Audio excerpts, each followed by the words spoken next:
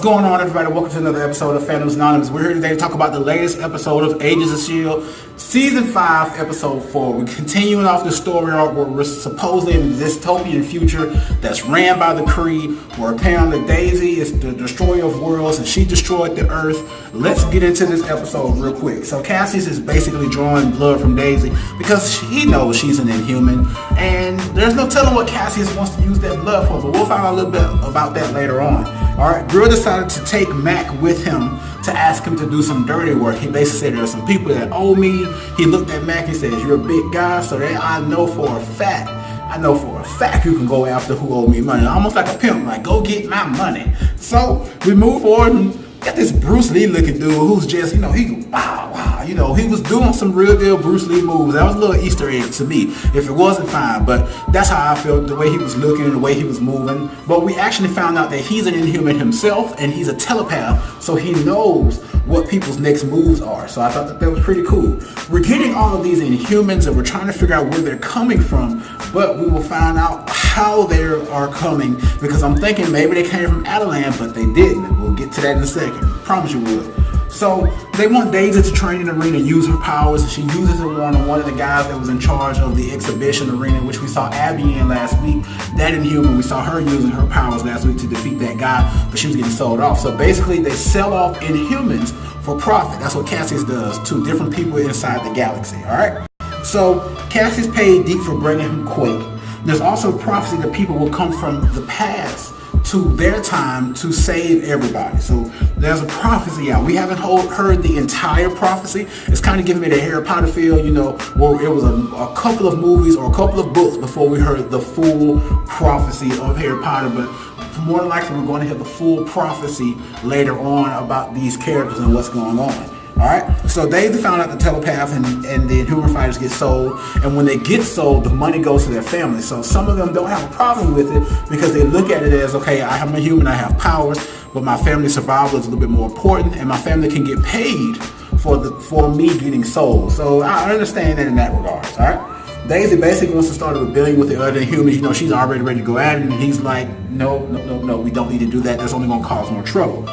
Deke came back to the main area and Coulson and May pulled him to the side, questioning him about what happened to Daisy. He told them a little lie, but they said, hey, we got this transmission. We know that there are people on the surface, or could be people on the surface, that Virgil was communicating with. You need to help us. So Mac is conflicted with going after this guy named Gunner because of how he feels and doesn't feel that it's right. All right. Cassius found out that Gemma and Daisy are connected from just hearing around the ship and hearing what's going on. So he decided to get Daisy to tell how they both met each other, or not necessarily how they met each other, but how they both got to where they are now. So she told Cassius the story. You got to remember that Gemma cannot hear. She can only hear Cassius speak because of the inhibitors that he has on those people, the honors or whatnot. So the telepath was there to see if they were telling the truth. So Daisy told the story, then Cassius turned to Gemma. Gemma told the same story. The telepath was feeding Gemma the story so that she could repeat the same exact thing back in a little different way so that Cassius would believe them or what's going on. Alright, so she mixed in some of the framework in the story and also told how they, were taken from the diner. So I thought that was kind of cool how she kind of spun that around. Alright. So we also found out that Deke, Coulson, and May are going to level 35 so that they can find out what the package is that's being delivered to Gunner, because they think it's some type of Kree technology. They also see that there's different type of computers and networks inside there. And what happens is they realize that the technology is a baby. Deke tells them that Cassius has been producing babies. People that are on the station can no longer get pregnant. They've been sterilized. Basically, Deke said probably through food. Find out that what Deke is doing is he's taking Inhuman blood, generating babies, and then making the babies go through Terrigenesis. Now the question is, where is he getting those Terrigen crystals from? And they go through Terrigenesis, and then that means that they now have powers, and then on top of that, that means he can sell these people for profit. Kind of crazy, isn't it? It's kind of crazy.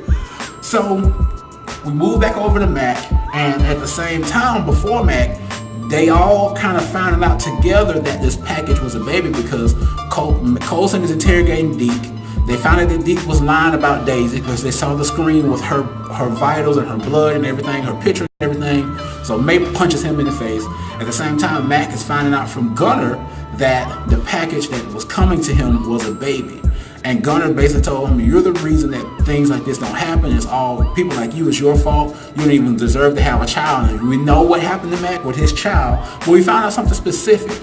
We found out that in real life, Mac's child, Hope, did not even come home.